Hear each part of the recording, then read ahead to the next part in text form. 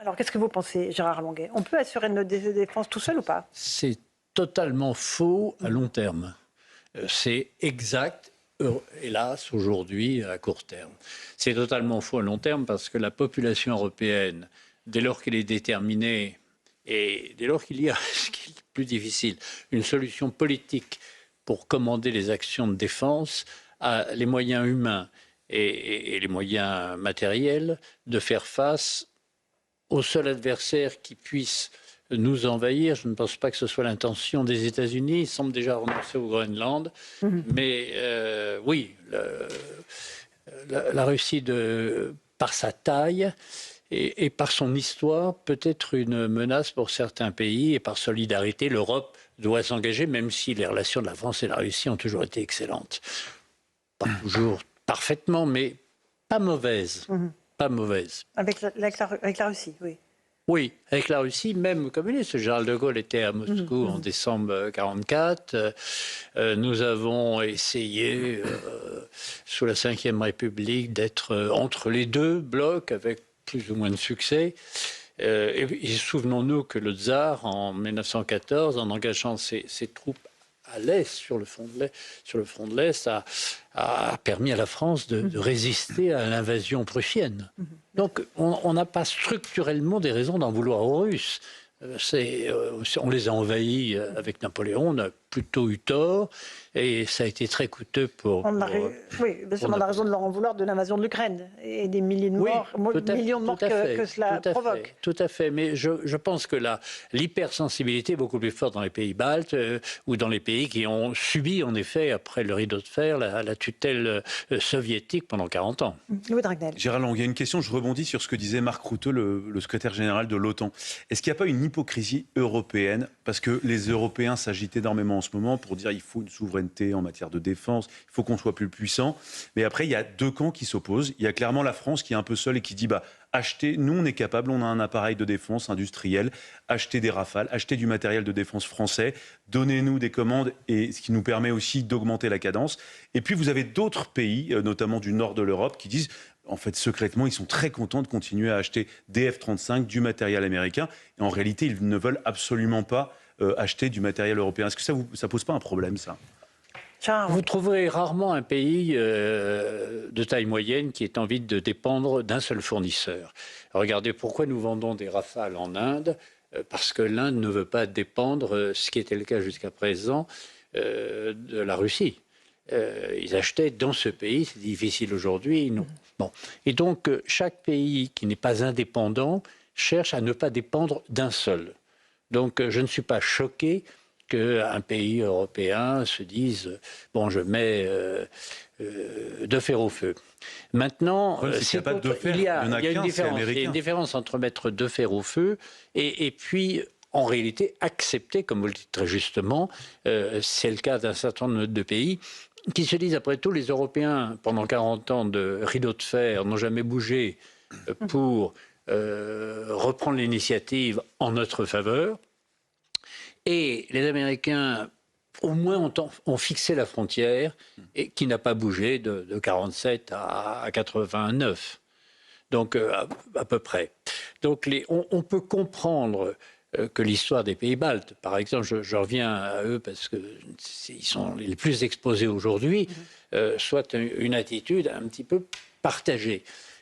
À quel moment l'Europe a-t-elle donné confiance sur le plan militaire aux membres de l'Union européenne? À quel moment?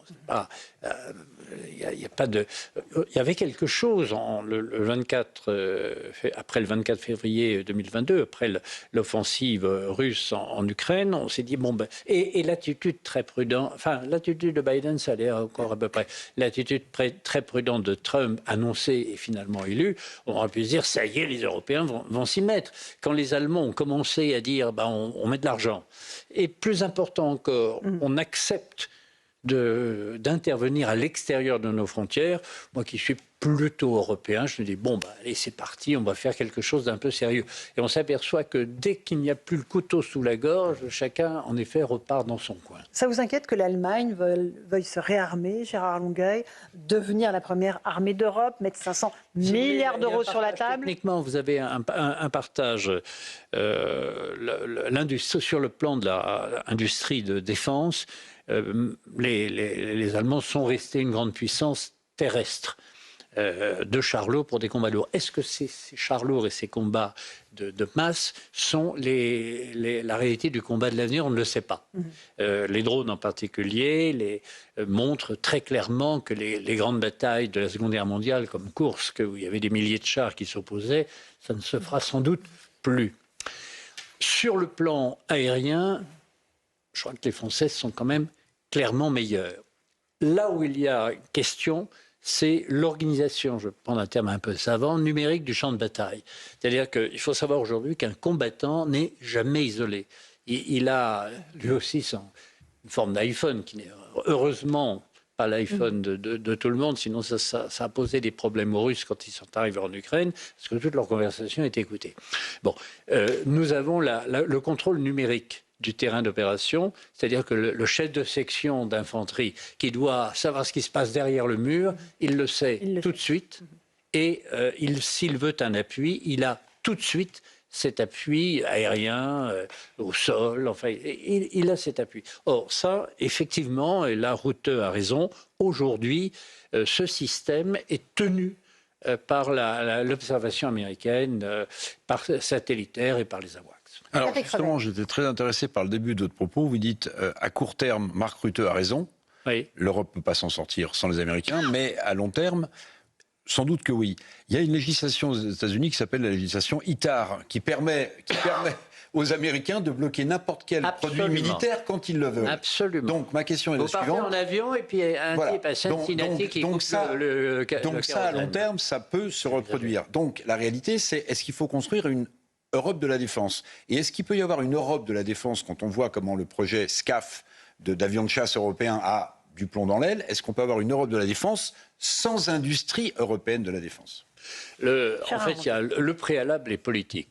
C'est-à-dire il faut une autorité politique acceptée par les grands États européens qui soit capable de désigner l'adversaire.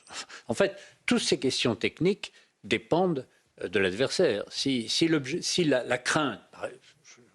Imaginons que la crainte soit une inondation de population venue de pays qui chassés par la faim, chassés par le réchauffement climatique, chassés par la guerre civile. C'est pas le même combat qu'une armée moderne, très moderne. Très moderne. En fait, sur l'Europe de la défense. L'armée très moderne, c'est l'armée américaine. Sur l'Europe de la défense. Et alors, sur l'Europe de la défense, il faut une autorité politique pour définir, en fait, comment on prend la décision en fonction de tel adversaire. Il est vraisemblable que l'idée d'attaquer les États-Unis ne traversera jamais l'esprit des Européens et il vaut mieux l'éviter de toute façon. En revanche, pouvoir soutenir un pays qui serait dans la situation de l'Ukraine le 24 février 2022, oui, on peut le faire et c'est tout à fait à notre portée avec une Europe de la défense, même si elle n'est pas dans tous les domaines la plus avancée. Il ne faut pas être dupe du fait que les États-Unis sont évidemment très compétents, très riches, mais que le développement du matériel chez eux est beaucoup plus coûteux. Vous avez évoqué le problème de l'aviation, du système de combat aérien du futur, SCAF. La difficulté, c'est qu'il faut avoir le courage de dire voilà notre adversaire et voilà donc les matériels dont nous avons besoin pour cet adversaire. Est-ce que si l'adversaire... Et ça, pour l'instant, il n'y a aucune autorité politique européenne qui est capable de le définir et on aurait pu imaginer quelque chose... à cause de cette épreuve de vérité que constitue l'invasion de l'Ukraine, je constate que ce n'est pas terrible. Parce que ceux qui en parlent n'ont pas l'autorité et ceux qui n'en parlent pas se taisent parce qu'ils attendent simplement que les États-Unis redeviennent le grand frère. Gérard Longuet, une question un peu provocatrice volontairement. Est-ce que ce n'est pas une illusion, tout simplement, parce que les États sont toujours ramenés à la défense de leurs intérêts propres? Et puis, il y a l'histoire aussi. Je vous donne un exemple. Nous, si demain, par exemple, mettons qu'on fasse une alliance avec les Allemands, je dis n'importe quoi, et les Polonais. Les Allemands veulent aller au Mali. Nous, on a un traumatisme absolu du Mali, on ne veut plus jamais y retourner. Évidemment que la France dira, allez-y, mais nous, on ne veut pas y aller. Donc, et dans tous les domaines, c'est un peu ça. Et à la fin, on finit par se dire, est-ce que ceux qui nous vendent, entre guillemets, cette Europe un peu politique, parce qu'en fait c'est politique, ne se heurte pas en fait à la réalité du fonctionnement des États. Et pour terminer, il y a aussi des questions de dépendance. Moi, je vois par exemple, s'agissant des Allemands, ils sont très contents d'acheter encore plus de matériel américain, d'être encore plus en lien avec les Américains. Et donc, à la fin, on voit bien qu'on y... Enfin, moi, j'ai l'impression qu'on n'y arrivera pas. Il faut simplement se contenter, peut-être d'alliances de circonstances. À un moment donné, 2-3 pays ont un intérêt à faire telle ou telle opération. C'est ce qui a été fait en Afghanistan et dans d'autres pays avant. Vous avez totalement raison. Les nations ont des histoires différentes. Les Allemands s'intéressent aux Balkans, nous pas. Peu. Et je vois par exemple, lorsqu'il s'agissait d'intervenir dans les Balkans, le Kosovo, la Serbie, même si on a des relations anciennes avec la Serbie, les Allemands considéraient que c'était principal. Et nous, on leur disait non, il faut s'occuper du Mali, du Sahel. Et à mon avis, les Allemands n'iront jamais. Ça ne les intéresse pas. Ils ne savent pas ce que c'est. Enfin, c'est pas leur problème. Et vous avez vous savez, quand on parle de guerre, on parle souvent d'armement, de chiffres, de milliards. D'abord, il faut les hommes pour les servir. Et il faut les motivations pour engager ceux qui les dirigent et aussi ceux qui combattent. Et pourquoi la France a combattu admirablement en 14 ? Parce que la neutralité belge a été violée dans des conditions inhumaine et absurde par les Prussiens. Et les Français se sont sentis mobilisés pour défendre leur territoire et au-delà de leur territoire, à travers la tragédie belge, se défendre une certaine idée de l'humanité. Bon. Et donc, chaque pays est différent. Les Allemands ont toujours été persuadés qu'on voulait, à l'ouest et à l'est, leur tordre le cou. C'est arrivé d'ailleurs par le passé. Mais c'est fondamentalement, chaque pays a son histoire. Et c'est pour ça que la construction européenne est extraordinairement difficile. C'est que nous avons 1000 ans d'histoire continue française et à peu près autant pour la Grande-Bretagne.